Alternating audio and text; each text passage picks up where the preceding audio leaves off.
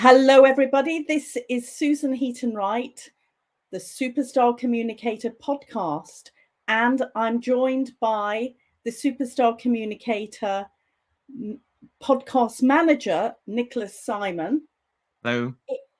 It is 9 years since I started podcasting, and it's a time to celebrate, isn't it? I would say that when I first started, I procrastinated for a few months because technically it was a lot more complicated than it is now. For those, I know that there are a few people out there that were podcasting right at the beginning, like me. In those days, you actually had to apply to iTunes to get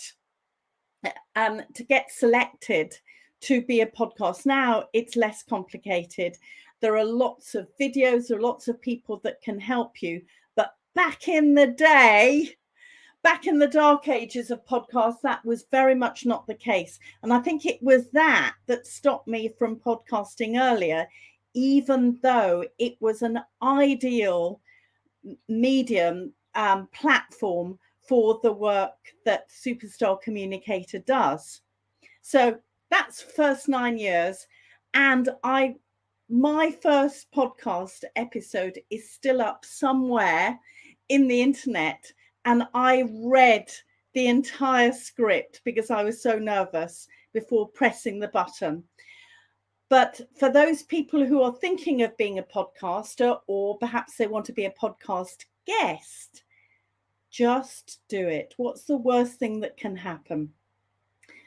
Really, it's a great way to communicate with other people.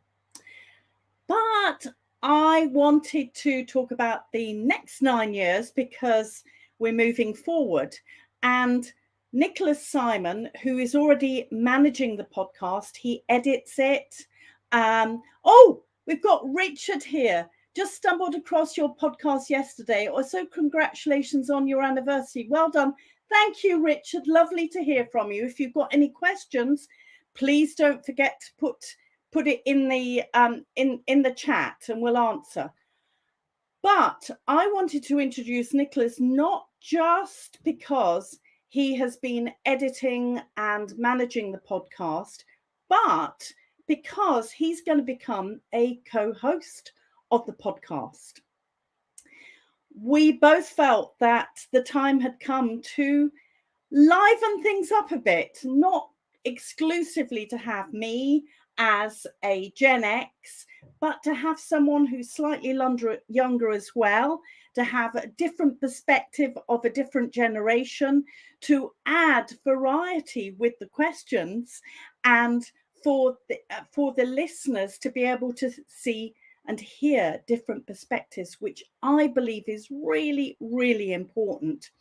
If we're leading, if we are emerging leaders, if we're entrepreneurs, we need to have perspectives from different groups of people. And certainly I believe this is a really good way of meeting some of those needs. So Nick, I wanted to introduce you, and do you want to introduce yourself to the listeners? Yeah, thanks, Susan. I'm Nicholas, and I'm a student currently studying at Bristol University for a master's degree in film and television composition. And I've been editing Susan's podcasts, and they're really interesting. And from I'm interested to give my own point of view from the answers people give, because it's very interesting listening about people's lives and how they've come to particularly communication and speaking, how their different ways of communicating kind of pass on. So yeah, I'm happy to be taking over and joining podcasts. So what we've envisaged is that sometimes it will be both of us interviewing a guest, and we will coordinate it so we're not bombarding the poor guest with questions all the time. However, there might be occasions when Nick wants to interview somebody on his own, or I might interview somebody on my own, dependent on schedules. But it's really exciting. Thank you, Nicole, for your lovely comment. Do you want to add anything, Nick? No, it's I'm interested to see the different kind of perspectives people have, because I guess I'm 23 years old and I've got a kind of more current perspective, especially on the new technology that we've got and how I've sort of grown up with it rather than had to take it on board. So Like us yeah, it's oldies. sophisticated people, and yeah, but yeah, so yeah, it's interesting to see how communication dynamics can change over the years and that kind of thing. I think you've hit a really good point, Nick, because obviously I wasn't brought up in the digital world that you are. Um, However, I have embraced it, especially when we went into lockdown 3 years ago, because my business was face to face. And yet now the majority of my business work is virtual. And I I think that you would agree with this, Nick, as well as listeners, that a lot more business conversations are taking place virtually. Only this morning, I've had a couple of meetings with people in UAE. Now, that would not have been possible other than me picking up the phone, which of course you can do, but we could see each other. We've been able to build up a business relationship far quicker than a telephone conversation would have or an email. So these are exciting times, and don't think for any moment that I'm not thinking about face-to-face conversations, because they're still very, very powerful. But what are your thoughts on that, Nick? Yeah, I definitely think lockdown was a kind of accelerant for that kind of technological takeover, because everyone was forced to use the internet as a kind of guise into work, and now the entire work system, or I guess work home relationship, has been put into question now because people can work from home and get away with working from home, and it's much cheaper than traveling. So Oh, in that sense, people can just change their kind of lifestyle to work at home and work via the internet. So I think people are beginning to kind of balance out working in the workstation and also from home. it's really interesting you say that, because presumably when you complete your master's degree, will you be working from a studio at home? Um, I would say I'd prefer working in a studio um, with other people, Yes. because, in a sense, music is kind of, especially with film composing, there is a social element to it, speaking with a director and the performers. But in terms of actual composing from a computer and programming it into a kind of mock up, that can be done home easily.